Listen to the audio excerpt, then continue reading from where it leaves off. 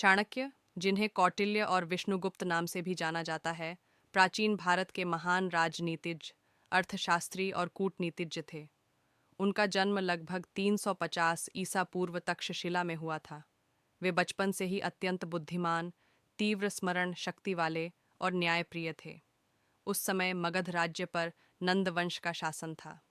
नंद वंश का अंतिम शासक धनानंद एक घमंडी और भ्रष्ट राजा था। एक बार चाणक्य किसी कार्यवश धनानंद के दरबार में पहुंचे।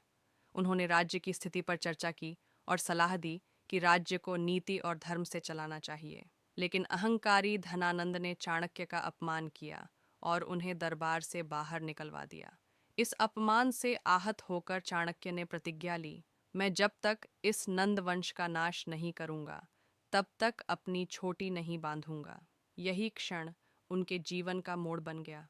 चाणक्य ने भारतवर्ष में घूमकर एक योग्य और साहसी राजा की खोज शुरू की। तक्षशिला में उन्होंने एक प्रतिभाशाली बालक को देखा, चंद्रगुप्त मौर्य।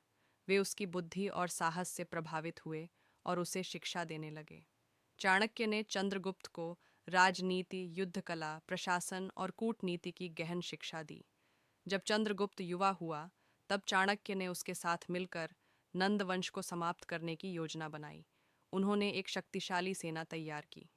प्रारंभ में उन्हें कई कठिनाइयों का सामना करना पड़ा, लेकिन चाणक्य की रणनीति और चंद्रगुप्त के साहस से अंततः उन्होंने मगध पर विजय प्राप्त की और धनानंद को पराजित कर राज्य से निष्कासित कर दिया। चंद्रगुप्त मौर्य मगध का सम्राट बना और मौर्य वंश की स्थापना हुई। चाणक्य को उसका मुख्यमंत्री बनाया गया। उन्होंने शासन को संगठित किया, कानून व्यवस्था लागू की और एक सशक्त साम्राज्य खड़ा किया।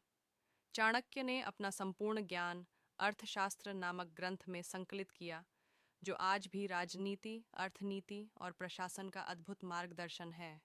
उन्होंने चाणक्य नीति नामक नीतियों की भी रचना की, जिनमें जीवन, नेतृत्व, शिक्षा और व्यवहार की गहन समझ दिखाई देती है। चाणक्य की कहानी हमें सिखाती है कि अपमान को भी सफलता में बदला जा सकता है, यदि व्यक्ति में धैर्य, बुद्धि और संकल्प हो। उन्होंने एक साधारण बालक को भारत का महान सम्राट बना दिया और अपने अपमान का बदला नीति और ज्ञान के बल पर लिया।